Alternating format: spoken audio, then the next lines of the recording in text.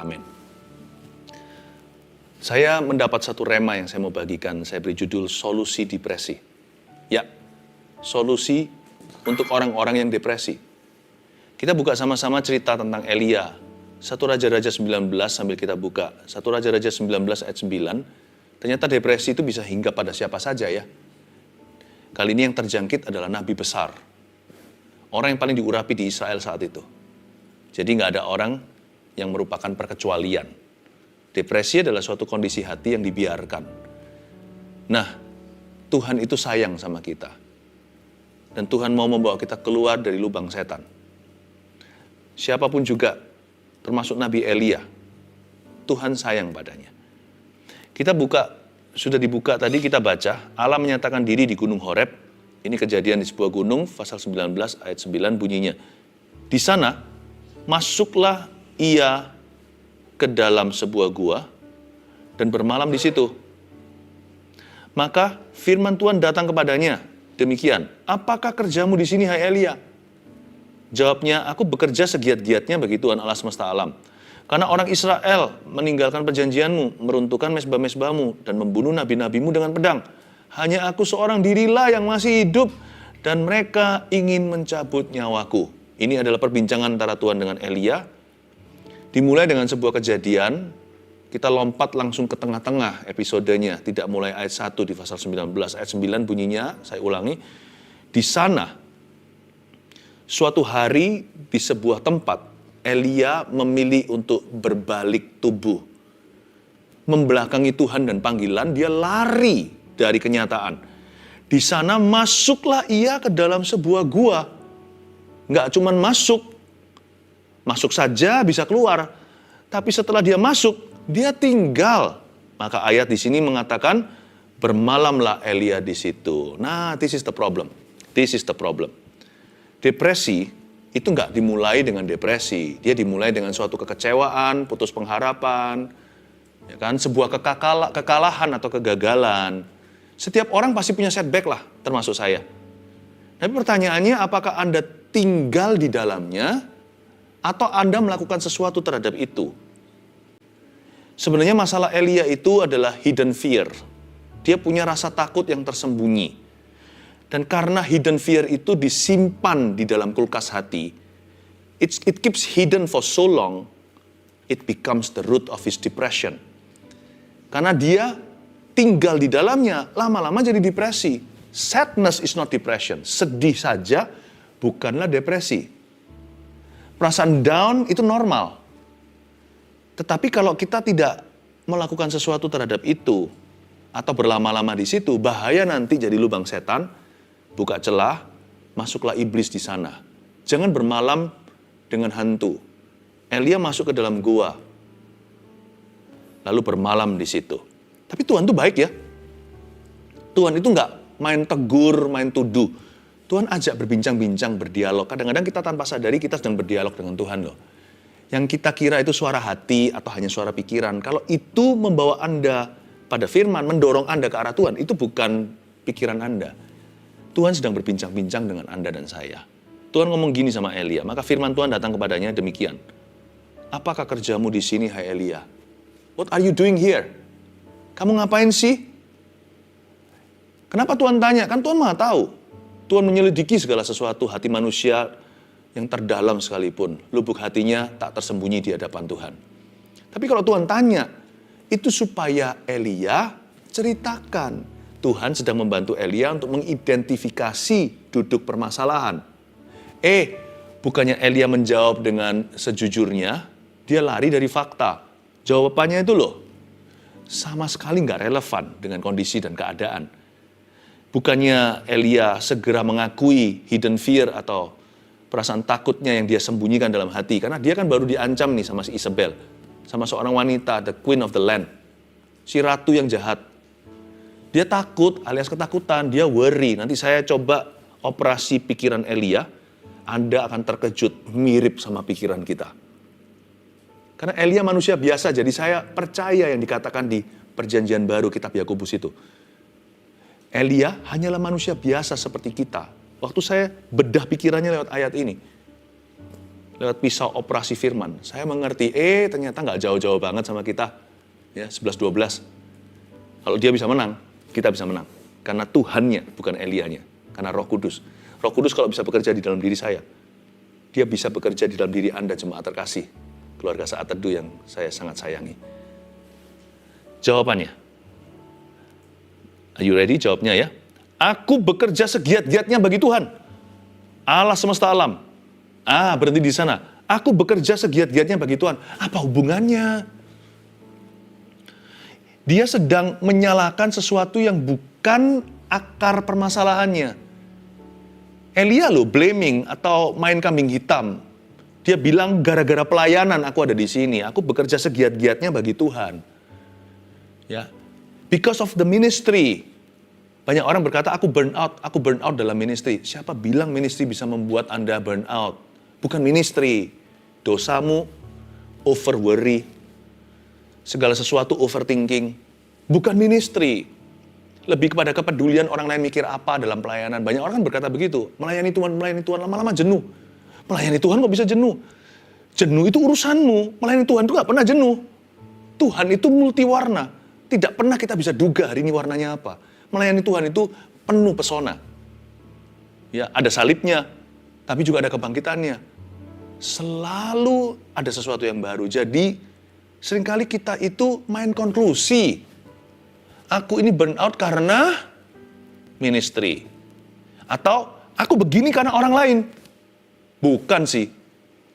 Jangan tuduh orang itu. Bukan orang itu, orang lain juga bisa lakukan itu terhadapmu. Kenapa Anda izinkan itu mengena ke hatimu? Tuhan tanya sama dia, ngapain kamu di sini Elia?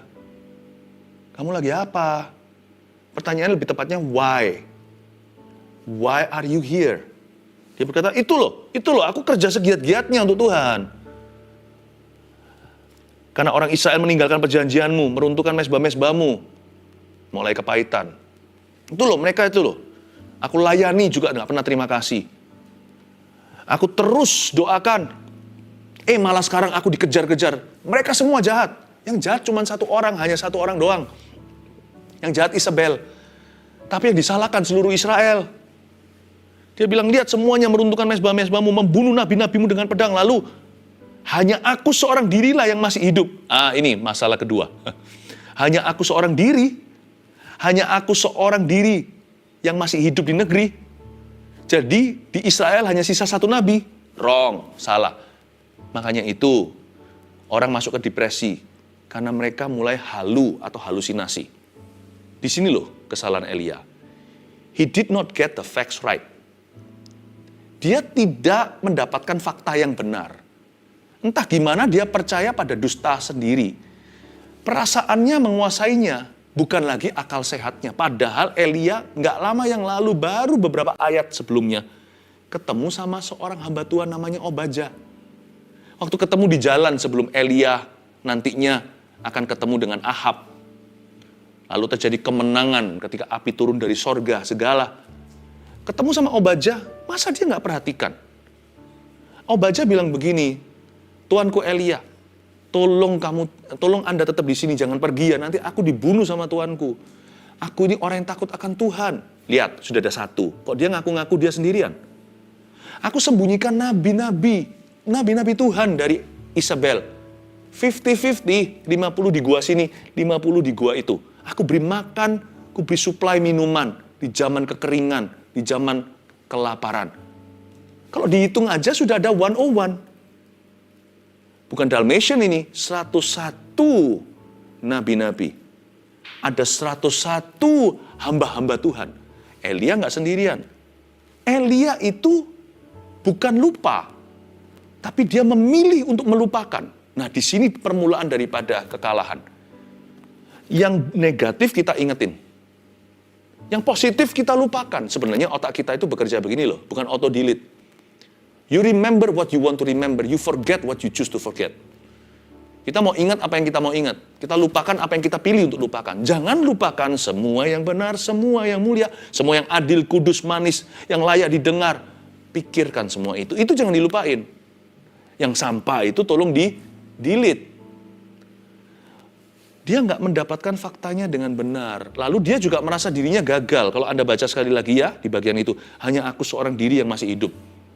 Dia merasa hasil KKR, kebaktian, kebangunan rohaninya, ketika dia bunuh 400 sekian nabi-nabi Baal, 450-an.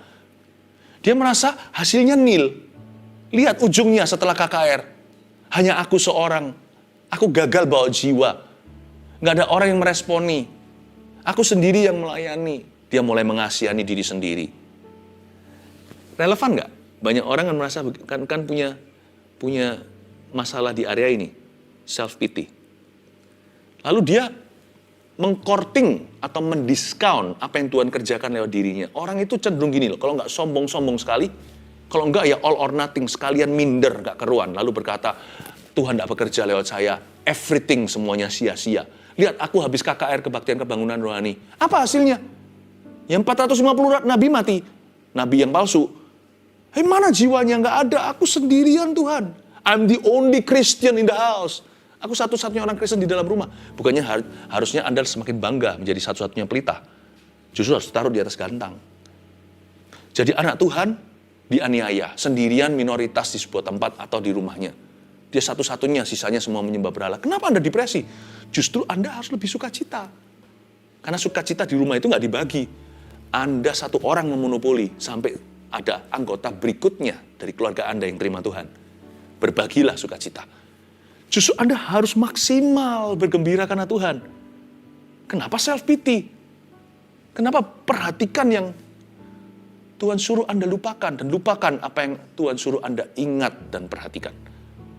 Aku seorang diri yang masih hidup. Salah faktanya. Lalu berikutnya ini yang membuat banyak orang juga panic attack. Dan mereka ingin mencabut nyawaku. Mereka ingin mencabut nyawaku, garis bawah itu.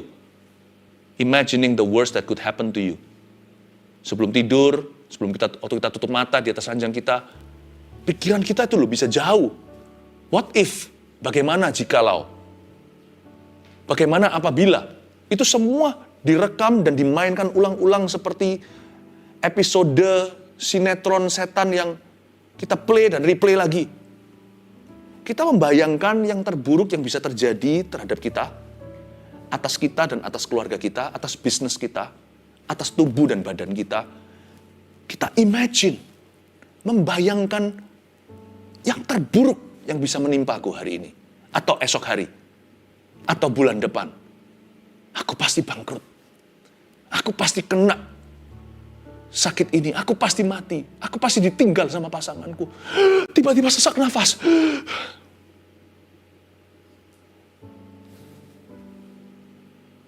Mereka ingin mencabut nyawaku. Tuhan bilang begini sama Elia seharusnya. Betulkah itu? Sungguhkah akan terjadi? Kita semua tahu ceritanya pada akhirnya. Elia tidak dibunuh oleh Isabel. Isabel yang malah mati setelah Elia diangkat ke sorga. Jangan mikir pikiran yang negatif. Jangan entertain itu. Jangan hiburkan itu. Jangan ditanam, jangan dipupukin. Jangan disiram, jangan dikipasin. Semua yang benar, semua yang mulia. Adil, kudus, dan yang manis. Semua yang layak didengar. Semua yang firman Tuhan. Semua yang janji Tuhan. Pikirkan semua itu. Toh, apa yang kita pikirkan nggak tentu terjadi. Kenapa dipikirkan? Mendingan pikirkan sesuatu yang jelas-jelas dapat kita pegang. Yaitu firman Tuhan. Nanti kalau ada sesuatu di luar dugaan kita yang terjadi, ya kita hadapi sehari demi sehari. Kita akan hadapi selangkah demi selangkah. Karena kasih Tuhan akan cukup bagiku untuk menghadapi apapun yang akan kuhadapi esok hari. The grace of God will be sufficient for me. Jadi kita nggak usah pikirkan dulu. Toh nggak tentu terjadi. Mendingan apa yang pasti. Yang tidak terduga, kuhadapi nanti. Kasih karunia Tuhan akan cukup bagi kami. Ayat berikutnya, ayat 11. Lalu firman-Nya, keluarlah dan berdiri di atas gunung itu di hadapan Tuhan. Maka Tuhan lalu, angin besar dan kuat, yang membelah gunung-gunung dan memecahkan bukit-bukit batu, mendahului Tuhan. Tetapi tidak ada Tuhan dalam angin itu. Dan sesudah angin itu, datanglah gempa. Tetapi tidak ada Tuhan dalam gempa itu. Dan sesudah gempa itu, datanglah api. Tetapi tidak ada Tuhan dalam api itu. Dan sesudah api itu datanglah bunyi, angin sepoi-sepoi basah. Segera sesudah Elia mendengarnya, ia menyelubungi mukanya dengan jubahnya, lalu pergi keluar dan berdiri di pintu gua itu. Maka datanglah suara kepadanya yang berbunyi, apakah kerjamu di sini, hai Elia? Angin sepoi-sepoi basah itu berbicara. Dari ayat 11 yang kita baca tadi, dimulai dengan kata, lalu firman-Nya, keluarlah dan berdirilah di atas gunung itu, di hadapan Tuhan. Disuruh keluar dari pikiran-pikiran negatif itu. Disuruh keluar sama sekali dari imajinasi-imajinasi yang tidak suci. Tuhan tidak perintahkan pikiran-pikiran demikian. Lalu waktu dia keluar, dia lihat semua unsur-unsur ini, tidak ada Tuhan dalam angin, tidak ada Tuhan dalam gempa, tidak ada Tuhan dalam api. Kita tidak bisa lawan depresi, pikiran negatif, pikiran yang mencekam, perasaan yang down itu, dengan contohnya hari ini, dengan gempa, dengan angin, yang heboh-heboh. Jangan malah dilampiaskan yang tidak-tidak. Dugem, ya kan? Dunia gemerlap, cari yang keras-keras, cari yang heboh-heboh, cari yang gemerlap. Percuma sih. Setelah Anda minum-minum, lupa sebentar, tetap harus bangun. Depresi itu kembali, malah dengan 7 roh lebih jahat mengikuti. Yang tidak ada urusan tertular di tempat-tempat yang tidak sepatutnya Anda ada di sana. Bahkan di dalam hal aktivitas yang banyak, orang berkata kita lawan depresi dengan banyak olahraga. Pokoknya keluar terus jalan-jalan. Liburan melulu. Nggak tentu. Tidak ada Tuhan dalam kehebohan. Angin, gempa, api. Baik yang negatif maupun yang positif. Yang positif pun tidak menjamin. Ditambahin pelayanan. Karena masalah Anda bukan kurang pelayanan. Kurang bersyukur. Masalah Anda dan saya bukanlah kurang ministry. Bukan. Tapi kurang beriman. Karena kita izinkan pikiran-pikiran itu campur aduk di dalam jiwa kita. Dibiarkan merongrong terus. Kita mengasihani diri sendiri. Menangis itu perlu. Bukannya baru-baru. Berapa saat teduh yang lalu saya ajarkan bahasa air mata. Menangis itu bisa. Menangis itu lumrah. Bagi cowok juga. Namun demikian kalau kita menangisnya begini, aduh Tuhan, masalahku, atau mengasihani diri sendiri, meratapi sesuatu, kadang-kadang menghadapi sebuah masalah atau tantangan di depan kita, itu tidak bisa dengan air mata. Air mata bisa berhasil untuk situasi tertentu. Situasi yang lain harus dengan iman yang teguh. Nggak pernah Tuhan berkata begini dalam firman-Nya, lawanlah iblis dengan air matamu yang banyak. Tapi firman Tuhan berkata demikian, lawanlah iblis dengan imanmu yang teguh. Yesus tidak merengek-rengek, ayo dong. Ayo Legion, keluarlah dari orang ini. Kasihan loh. Lalu Yesus nangis-nangis. Kalau Yesus nangis, dia menangisi Lazarus. Karena masyigu hati. Karena dia terharu. Dia lihat Maria. Dia melihat Marta. Tapi waktu Yesus menghardik setan, nggak pakai air mata. Dengan keras dia berkata, come out of that man. Keluar dari orang itu. Keluarlah Legion itu. Keluarlah 6.000 setan itu ke dalam mulut babi-babi yang ada di situ. You don't have to always, tidak harus selalu kita itu dengan mencucurkan air mata dan berkata, Tuhan kasihaniku. Sometimes you just have to stand up. Kadang-kadang kita hanya harus berdiri dan berkata, done, finish, sudah selesai. Aku tidak mau gini-ginian lagi. Aku maju, aku percaya padamu. Peganglah tanganku Roh Kudus. Udah, hardik setan dengan otoritas dari Tuhan. Apa kerjamu di sini? Ayat 13 tadi yang kita baca di akhirnya. What are you doing here, Elia? Tuhan itu seperti mengkonfrontasi Elia lagi dengan pertanyaan yang sama. Kenapa? Karena Tuhan karena Tuhan bukan hanya suka, Tuhan harus mengkonfrontasi semua pikiran negatif kita. Tapi sayangnya, jawaban Elia sama saja. Tapi kali ini menurut saya jawabannya lebih kepada salah tingkah. Yang pertama tadi dia segenap hati berkata, dengan berapi-api, bukan dengan semangat, tapi dengan putus asa dia berbicara. Rasanya dia itu sudah nggak tahan lagi dengan hidup ini. Dia berkata, aku loh bekerja segiat-giatnya bagi Tuhan. Mereka loh mau bunuh aku. Hanya aku seorang diri, nabi yang tertinggal di negeri. Sekarang jawabannya biasa-biasa sih. Coba bayangkan tonasinya. Ayat 14 jawabnya. Aku bekerja segiat-giatnya bagi Tuhan semesta alam. Karena orang Israel meninggalkan perjanjianmu, meruntuhkan mezbah-mezbahmu, dan membunuh nabi-nabimu dengan pedang. Hanya aku seorang dirilah yang masih hidup, dan mereka ingin mencabut nyawaku. Kalau Anda baca ayat 14, kalau saya sih membacanya, dengan ayat yang ke-10 agak ada beda tonasinya. Yang ayat 10 itu bersungguh-sungguh, segenap hati dia mengeluh.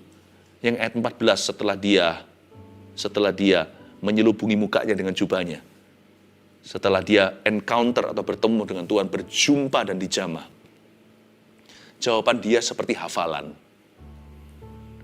Makanya itu Tuhan tidak gubris dia. Tuhan tidak berdebat dengan Elia. Ayat 15 langsung Tuhan lanjutkan. Tuhan bisa move on gitu. Seperti anak kecil yang jatuh, buk. Kalau kita semua, aduh. Seluruh keluarga, omnya, tantenya, grandpa, grandmanya, mama, papanya, cicinya, kokonya, semua, aduh, anak itu langsung nangis di lantai kan. Kebanyakan anak-anak di yang pendidikan, bukan orang, kalau orang Asia lebih begitu. Sayang anak katanya. Tapi orang tua yang lebih cuek kadang-kadang, buk jatuh, anaknya dibiarin. Asal dia tidak terluka serius. Sakit sih sakit, tapi nggak ada luka apa-apa. Karena orang tua tidak bereaksi, anak itu langsung berdiri sendiri, langsung jalan main lagi. Tuhan tidak mau memberikan perhatian lebih kepada roh depresi. Jadi Tuhan tanya sama dia, apa kerjamu di sini Elia? Jawabnya hafalan tadi. Diulang lagi ayat 10. Lalu ayat 15, langsung firman Tuhan kepadanya. Wah, Tuhan tidak berkata, aduh kasihan. Nggak ada begituan. Firman Tuhan kepadanya langsung nih, pergilah, kembalilah ke jalanmu, melalui padang gurun ke Damsyik, dan setelah engkau sampai, engkau harus mengurapi Hazael, menjadi raja atas Aram. Juga Yehu, cucu Nibsi, haruslah kau urapi menjadi raja atas Israel. Dan Elisa bin Safat, dari Abel Meholah, harus kau urapi menjadi nabi menggantikan kau. Maka siapa yang terluput dari pedang Hazael akan dibunuh oleh Yehu. Dan siapa yang terluput dari pedang Yehu akan dibunuh oleh Elisa. Wow, ini parenting kelas sorga. Anaknya buk jatuh. Ya, bukannya Tuhan gak peduli. Udah bangun, tunggu apa lagi? Tuhan tidak memberikan perhatian lebih kepada roh mengasihani diri sendiri. Langsung Tuhan kasih dia tugas. Hebat gak Tuhan Yesus? Dia berkata begini, firman Tuhan kepadanya ayat 15, pergilah. Move on, lanjut, go, pergilah. Nomor 1, solusi depresi adalah ubah gaya hidupmu. Pergilah, kembalilah. Kata-kata itu merema, pergilah, kembalilah ke jalanmu, go back. Melalui padang gurun di Damsyik, pergilah. Jangan sama ketika engkau pergi seperti waktu engkau datang. Kau datang dalam roh kekalahan, pergilah dalam roh kemenangan. Kau datang putus asa, pergilah dengan semangat yang diperbaharui. Ubahlah gaya hidupmu. Untuk mengubah gaya hidupnya, Tuhan itu telaten dengan Elia.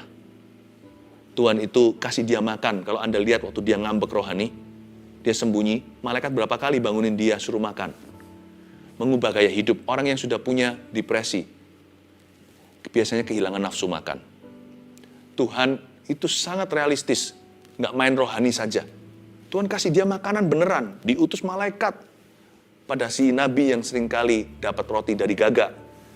Kali ini Tuhan kasih dia, dimasakin. Tuhan itu telaten ya. Tuhan bilang makan dulu. Ya, Tuhan ajari dia to eat, then to pray, and to exercise. Si Elia nanti disuruh jalan, pergi, jalan kembali. If you want to be free, bukan hanya doa saja, ubah gaya hidupmu. Makan, please. Saya rasa di sini ada orang-orang yang sudah nggak nafsu makan. Anda sudah nggak sehat, makannya nggak teratur. Pikiran Anda terus di masalah. One thing, satu hal untuk punya problema. Hal lain sama sekali untuk memilih diam di dalam problema atau tinggal di dalamnya. Anda sudah tinggal di dalamnya sekian lama. Ada orang yang sudah stres 3 bulan. Anggaplah sudah nggak makan, udah merusak tubuhnya. Nggak bisa. Kalau Anda mau bebas dari ini, doa pada Tuhan Yesus. Then eat. Elijah, makan Elia. Makan roti beneran, bukan firman. Firman ini memerdekakan Anda. Setelah itu, ketika Daud meratapi anak yang mati dengan Batsheba itu, setelah dia tahu anaknya sudah nggak bisa lagi dibawa kembali, dia berdiri, raup wajah, makan. Sehingga pegawai-pegawainya semua heran. Kenapa dia bisa berubah tiba-tiba moodnya? Daud berkata, Apakah aku dengan menyiksa diri bisa membawa kembali anakku yang sudah mati? Dia move on. He eats. Please eat. Please exercise. Saya mengasihi Anda. Biar ini jadi pesan gembala ya. Sebuah firman yang betul-betul mendarat untuk mengubah hidupmu. Saya berikan untuk setiap orang yang dalam lembah kekelaman. Yang kedua, Anda lihat setelah dia berkata, pergilah, kembalilah ke jalanmu. Lalu ada kalimat begini, dan setelah engkau sampai, engkau harus mengurapi, garis bawah itu. You must anoint, engkau harus mengurapi. Lalu disebutkan, Hazael diurapi jadi Raja Aram, Yehu diurapi nanti jadi Raja Israel. Engkau harus mengurapi, bahkan Elisa nanti diurapi juga sebagai penggantinya. Engkau harus mengurapi, engkau harus mengurapi. Solusi depresi yang kedua adalah fokus ke tugasmu. Jangan mut-mutan, itu perasaan kalau terus dimanjakan, nanti dia akan membunuhmu. Keluar dari kamarmu, fokus ke tugasmu. Nggak usah cari tugas-tugas yang dimana besar-besar, tugas yang sudah ada aja, fokus dan kerjakan baik-baik. Set goals. Buat satu goal-goal yang bisa dicapai dan mudah tercapai. Tidak terlalu mudah tapi bisa dicapai. Jangan terlalu muluk-muluk, nanti tambah frustrasi. Notabene dasarnya sudah depresi, tambah kasih suatu goal yang terlalu selangit, yang tidak bisa dicapai, membuat kita semakin penasaran, semakin membuat kita merasa sebagai orang yang gagal total. Tapi set goals that you can achieve. Keluar, lakukan tugasmu. Mulai aktifkan kehidupanmu. Fokus ke tugasmu, perasaannya menyusul nanti. Masih ada sedikit sisa-sisa depresinya. Biarin aja, jangan diajak bicara. Itu si anjing hitam di dalam jiwamu itu, kalau nggak dikasih makanan, lama-lama dia mati sendiri, minimal pingsan. Fokus ke tugas-tugasmu. Ingat, what are my responsibilities? Kalau Anda lupa, ambil pena. Catat 1, 2, 3, 4, 5. Aku adalah ibu rumah tangga, maka aku harus memperhatikan anak-anakku, sekolah mereka, makan mereka, suamiku. Jangan jadi beban. Jadikan tanggung jawab itu sukacitamu menjadi salah satu alasan hidupmu. Jangan pikirannya melulu mau bunuh diri. Ya, pikirkan tugas Anda selain itu apa. Tambahkan juga satu lagi ya. Aku mau menjadi partner, mitra doa saat teduh. Aku mau mendoakan orang-orang seperti aku, bahkan lebih buruk dari itu. Aku mau doakan mereka semuanya. Silakan, pelayanan tidak harus diformalize. Pelayanan itu keluar dari kesadaran. Ayo saya ajak Anda, orang-orang yang pernah stres, untuk mendoakan orang-orang yang sekarang dalam tekanan. Because when you focus on others, you yourself will be healed without you knowing it. Kalau Anda fokus pada orang lain, Anda sendiri akan disembuhkan tanpa Anda sadari. Yang ketiga di sini, kita lihat Elisa. Dan Elisa bin Safat dari Abel Mehola, harus kau urapi menjadi nabi, menggantikan engkau. Garis bawahi, nabi menggantikan engkau. Nabi menggantikan engkau. Sebenarnya loh, Elisa itu katrolan. Tuhan itu suruh Elia urapi Elisa. Purpose-nya dua. Tujuan satu tentunya ada pengganti. Tujuan kedua, sama pentingnya. Supaya Elia nggak sendiri, supaya dia punya teman. Elia itu lone ranger. Dia nggak pernah ada teman companion, itu nggak ada. Dia nggak pernah bisa bersahabat. Orang yang peka sama Allah, tapi nggak bisa bergaul sama manusia. Orangnya kuper, orangnya itu introvert. Makanya dikasih Elisa. Elisa itu orangnya kan heboh gitu. Lawan katanya. Buktinya Elisa itu memberanikan diri, aku minta double ganda. Aku minta urapanmu 2 kali lipat. Lalu kemana-mana pergi. Elisa selalu mengundang teman-teman lain. Banyak nabi berkata, tahu nggak, Elia mau diambil daripada kita.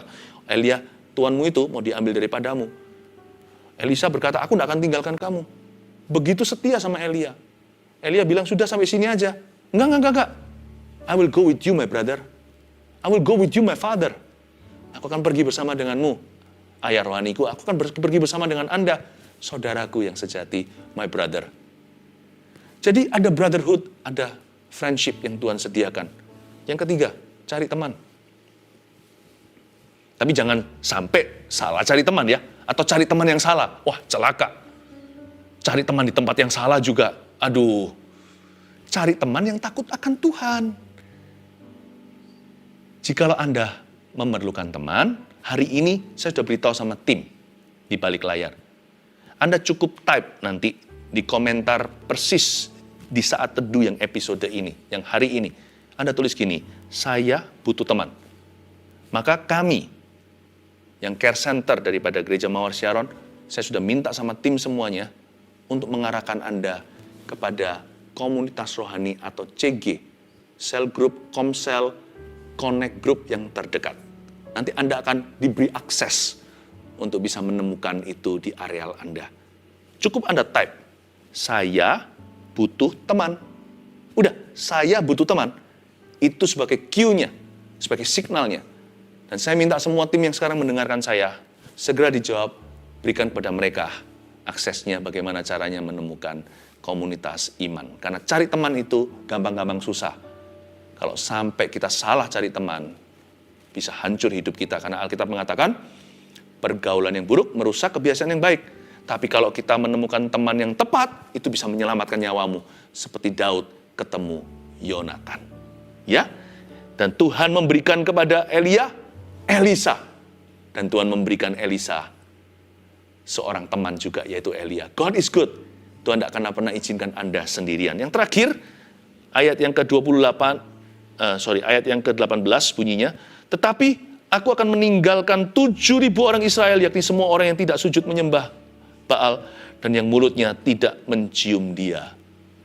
Nah, ayat terakhir ini, Tuhan itu kok mau belanin ya? Baik sekali Tuhan itu. Tuhan berkata gini, by the way Elia, ini kira-kira bahasa sehari-harinya. By the way Elia, kamu bilang kamu seorang diri. Kamu bilang KKR-mu tidak berhasil. Nggak ada satu jiwa pun kamu menangkan.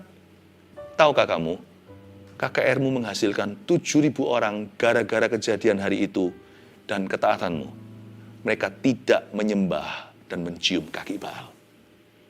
Itu Elia langsung wajahnya bisa bayangkan, bersinar-sinar, glowing matanya, seperti berlinang-linang air mata. Mungkin ketika dia menyelubungi muka, sampai di ayat 18, dia tercengang, dan jatuhlah selubungnya itu tanpa dia sadari. Dia berkata, sungguh Tuhan, iyakah? Haleluya. Aku kira, I thought I was a total failure. Aku kira aku gagal total. 7.000 jiwa diselamatkan lewat KKR-ku itu. Lewat kesaksian imanku dan ketaatanku. 7.000 tidak mencium Baal. Gara-gara aku. Langsung bangkitlah dia. Tidak basa-basi. Langsung lari cari Hazael. Cari Yehu. Dan dia ketemu dengan teman yang sangat akrab dengan dia. Yang bisa saling menguatkan. Yaitu Elisa. Ubah gaya hidupmu. 1. Fokus ke tugasmu. 2. 3. Cari teman. Dan kami akan bantu agar Anda bisa menemukan teman yang pas.